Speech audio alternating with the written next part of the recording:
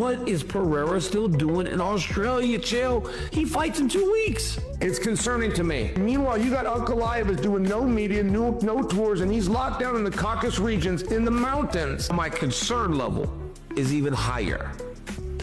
This dude was seen in Australia last week still, and he was shaking the hand of Drake. But this fucking knockout is so wild, and then he gets on the top of ropes and screams like a monster. Listen to the sounds he makes when he screams. Watch this. Easy work for Poatan Pereira. That's that completeness. That was a head kick. That dude is a legitimate ancestor of people that were like tribal folks in Brazil in the Amazon. Bro, that's some crazy genetics. Yeah. Alex Pereira has been the subject of intense scrutiny ahead of his UFC 313 bout with Magomed Ankalaev. However, the light heavyweight champion recently posted on his Instagram story to assure the MMA world, including former UFC 2 division champion Daniel Cormier, that he is well prepared for next weekend. In response to Cormier's concern over his training and preparation for Ankalaev, Pereira stated, "Don't worry at DC MMA, we're over here working."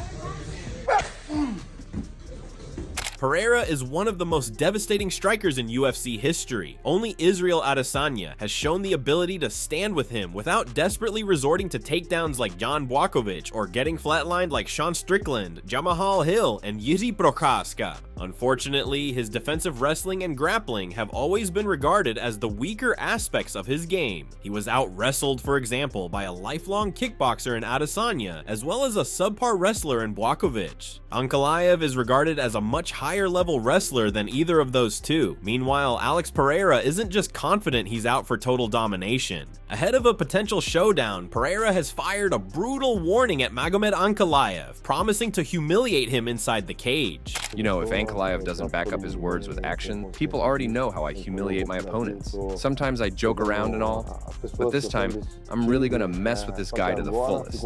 Let's see if his words mean anything.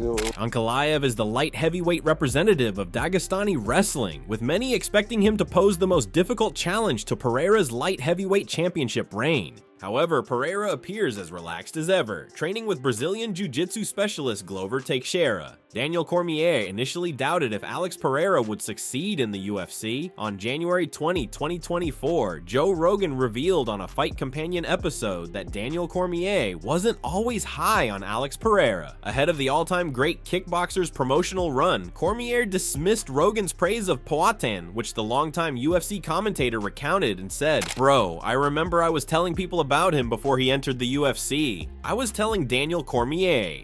DC didn't believe me. He was like, come on." I go, "Dude, you gotta listen to me. You gotta listen to me." This guy has that crazy power. He's got something weird where he hits guys, they look confused. I watched him beat everything. Now Pereira has achieved the unprecedented, stopping various former UFC champions over the course of his stellar run in the promotion. Dana White refused to arrange Alex Pereira's desired matchup. UFC light heavyweight champion Alex Pereira will next face Magomed Ankalaev in a high-stakes title defense at UFC 313 in Las Vegas. Despite the challenge coming up, Pereira is looking at a future fight. Pereira has discussed his desire to face UFC heavyweight champion Jon Jones in the ring. This much hyped bout has generated a lot of buzz in the world of MMA since it would be pitting two of the sport's best competitors against each other. However, UFC president Dana White has been reluctant to schedule a fight between Jones and Pereira. White had commented on being cautious of the extreme size difference between the two fighters, which would potentially make the fight less competitive in consideration of Jones's physical stature. Addressing a question at a post-fight press conference at UFC 309, White said, "There's no f***ing way I can make the Jon Jones versus Alex Pereira fight. Jon's too big." Alex Pereira has a difficult championship test ahead of him, and not everyone is convinced he's locked in. At UFC 313 on March 8th, Pereira goes for the 4th consecutive defense of his light heavyweight title when he takes on Magomed Ankalaev in the evening's main event. Poatan had an incredible 2024 campaign which saw him win 3 championship bouts in headlining spots, and is currently one of the UFC's most popular fighters. Pereira has become one of the most in-demand combat sports athletes, which means plenty of opportunity to travel the world, whether it's for leisure or most recently to corner Sean Strickland against Dricus du Plessis at UFC 312 in Australia. And you have a guy that's in a conversation for GOAT. If he went champ, which has never been done, we wouldn't talk about who's the GOAT anymore. We would just say Alex Pereira. And to have somebody that is in that kind of a conversation who has been this undynamic, for goodness sakes, I don't think we've ever even seen him defend a submission. Pereira versus John Jones. Do you believe that John Jones could defeat Khalil Roundtree inside of 20 minutes? Knock out Jamal Hill inside of 5 minutes? By calling out the toughest opponents, including Magomed Ankalaev, rather than taking easier fights. Sonnen emphasized that Pereira's willingness to face the most dangerous challengers sets him apart, making his career truly unique. He admired Pereira's willingness to face the most dangerous challenges that set him apart, making his career truly unique. And you're probably gonna say no. It is very hard to compare somebody that has never done ground and pound, that has never taken on these top-ranked wrestlers, and to put him in conversation for greatest ever. Pereira is most definitely that. I mean, he's calling out Dricus, Aspinall, his most likely opponent, Ankalaev. He wants to do it against the absolute hardest guys that put him in the most danger, most jeopardy. We've really never seen anything quite like it. All of that globetrotting has analysts Chael Sonnen and Daniel Cormier concerned about where Pereira's head is at as he prepares to fight Ankalaev in 2 weeks. Sonnen said, "It's concerning to me. The whole thing is very concerning. One of the reasons I loved former UFC heavyweight champion Stipe Miocic as a fireman is that Stipe was able to lock down. The UFC and everybody else respected that schedule so much that he slept in the same bed most times. He was eating the same food, training with the same people, and having the same coaches."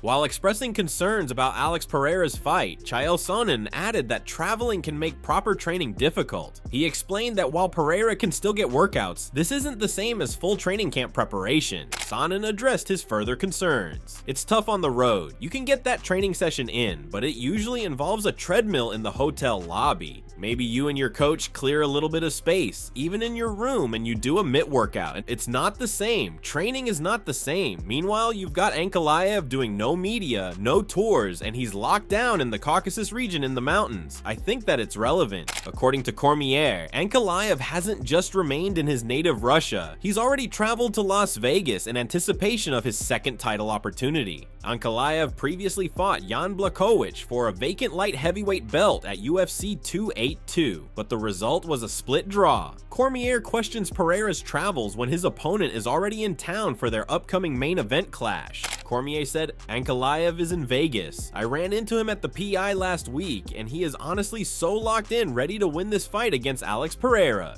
The people, the odds makers that set the line, set it in Ankalaev's favor, but the world, they can't see Pereira losing because they're so enamored with him. Daniel Cormier said that while Alex Pereira will have weeks to prepare for his fight, the time zone adjustments and travel could still impact him. Reflecting on his own experience, DC suggested, "But I got back from Australia, and all last week I'm up at 3 o'clock in the morning, and I don't care that Pereira's got weeks to get ready. He's going to be ready. He's going to be prepared, but even those 2 to 3 extra days while he's adjusting his clock to get back on schedule in Connecticut. And once he's done in Connecticut, to fly to Vegas the week of the fight, get adjusted to 2 more hours. He's going to have to deal with all that travel and all that difference in time." Ankalaev is riding a 13-fight unbeaten streak ahead of UFC 313, and though he's primarily won fights on his feet, he's also shown himself to be a capable wrestler. He had to use his wrestling to come back in the Blachowicz fight and salvage a draw, and that skill could also be the key to defusing the dangerous Pereira. Sonnen believes Ankalaev when he says he'll stand and strike with Pereira, but also sees the possibility for gamesmanship on the challenger's side.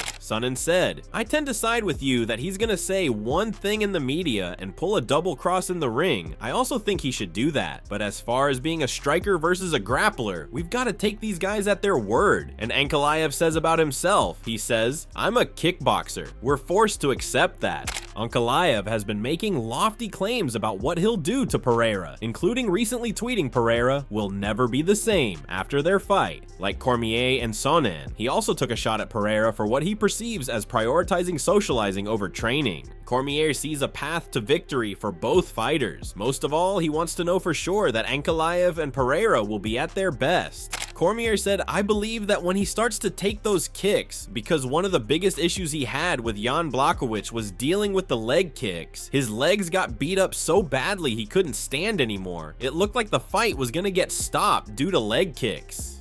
Daniel Cormier has weighed in on Alex Pereira's potential showdown with Magomed Ankalaev, emphasizing the serious challenge ahead for the reigning champion. Highlighting Pereira's devastating leg kicks, DC warns Ankalaev, "We all know Pereira has tremendous leg kicking ability. We're gonna see that guy Ankalaev who fought rounds 4 and 5 against Blachowicz. Pereira better get home. He needs to get home right now and make sure he's locked in, because he does have the hardest fight of his title reign to this point, I think."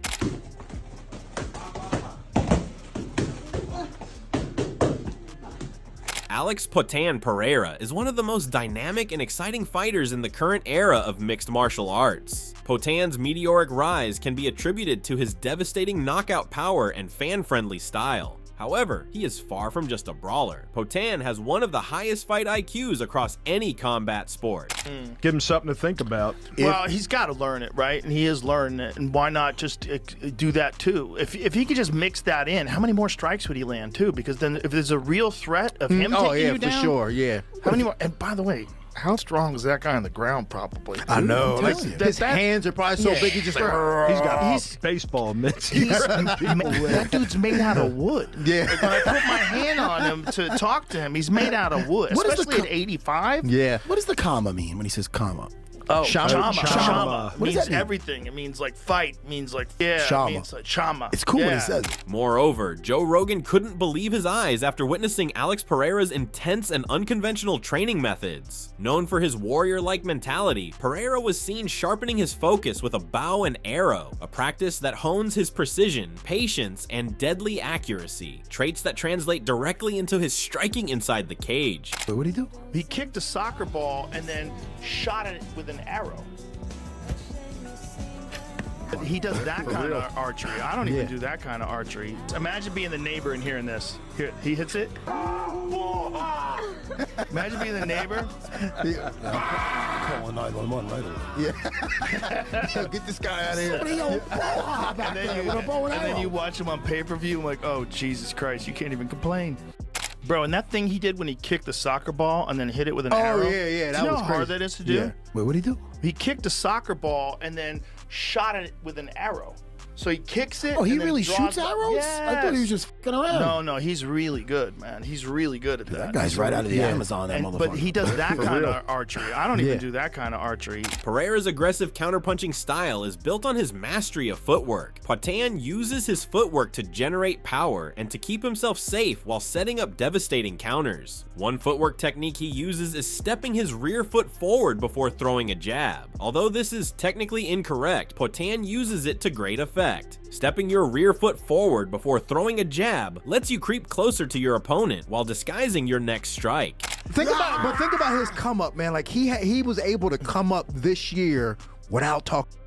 Yeah, at all. Like he Zero like talking yeah. shit. So like Yeah. all these fighters think they got to talk to come up. Dude, he Much leans, less talk. He don't even he smile. leans into that Easter Island thing too. He'll wear the chain with the, Yeah, with the little one of band, the with the big Easter heads on Island it. heads. Very seriously, he It's thought awesome. him and Jamal were going to be cool with each other, and then Jamal started clowning him. Right. And he got angry. That was he a got mistake. really angry. It was a mistake. You don't want that guy angry. Alex Poatan Pereira's rise to fame is nothing short of a warrior's tale, built on discipline, raw power, and a will forged in the fires of adversity. Pereira's story doesn't just start in the UFC octagon, it begins in the rugged streets of São Bernardo do Campo, Brazil, where life hit hard, and Pereira hit back even harder.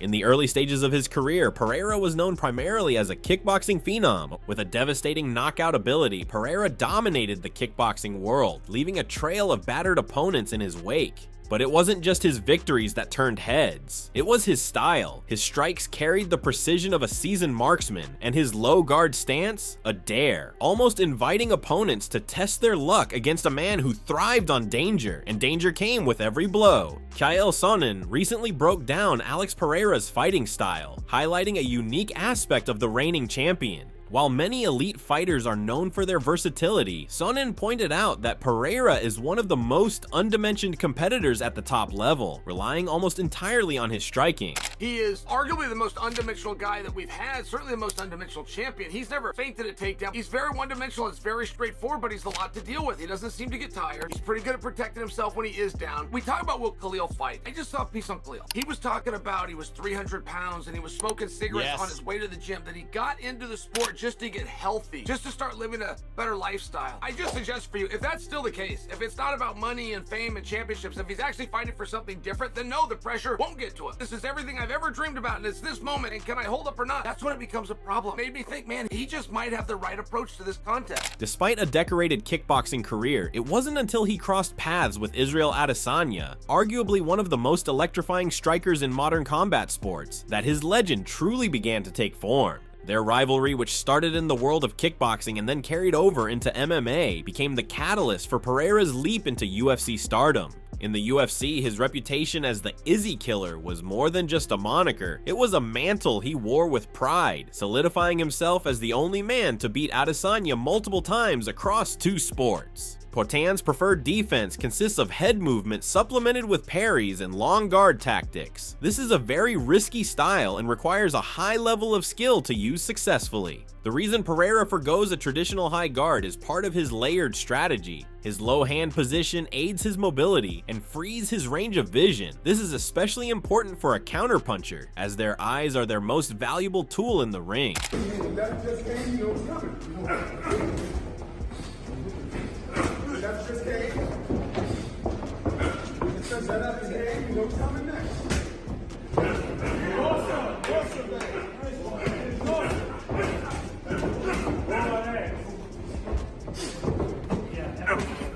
Poatin's constant head movement also doubles as feints, making it difficult to tell when he will actually strike. To trick his opponents into engaging, Poatan keeps his hands low to instill a false sense of confidence. Watch him spar with pro heavyweight boxer Dempsey McKean in the video above, using his signature head movement. When his opponent enters the pocket to engage, Pereira is quick to slip and counter. Keeping his hands low lets Poatan punch from odd angles, further amplifying the danger for his opponent. Poatin's use of the long guard complements his head movement and counter punching. Pereira will extend one or both of his arms, making contact with his opponent's arms. He can use this to sense when and how his opponent will strike next. Another aspect of Potan's style is the unique way in which he kicks. Unlike the majority of MMA fighters who use Muay Thai as their striking base, Pereira's kicks are closer to those found in traditional martial arts such as Taekwondo. Pereira's unique no-rotation low kick uses very little hip rotation for its power. Instead, the power comes from the uncoiling or snap of the kick.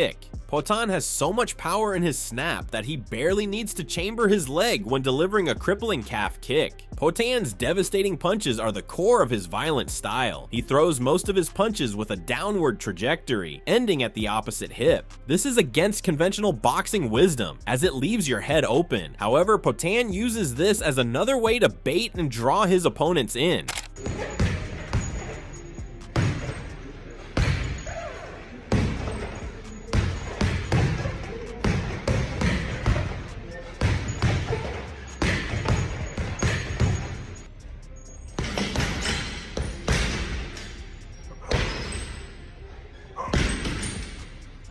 No Poatan guide would be complete without touching on his most potent weapon, the lead left hook. Potan's mastery of this strike is multi-layered. Here are the basic principles he uses. Balance and posture are the key components of Potan's devastating left hook. Pereira almost always shifts his weight onto his lead foot before throwing his lead hook. As this is an obvious motion, he uses a myriad of setups to disguise it. But fame doesn't just come from victories, it's born from the aura a fighter carries. And that's where the nickname Poitin comes into play. Champion after champion, Pereira cleared out at middleweight and light heavyweight, now faced with his 4th title defense in less than a year. A steeper test the odds suggest Ankalaev seeing as though the Russian has only lost once in 22 fights, a last-second submission to Paul Craig in 2018. As Alex Pereira continues his intense training for the showdown with Magomed Ankalaev, one thing is clear: he's fully locked in for war. With his deadly striking, unmatched focus, and warrior mindset, Pereira is preparing for what could be the toughest test of his career. Will Alex Pereira's striking be enough to handle Magomed Ankalaev's wrestling? That's all for now, fight fans. If you enjoyed the breakdown, make sure to like, share, and subscribe to the channel. Thanks for watching.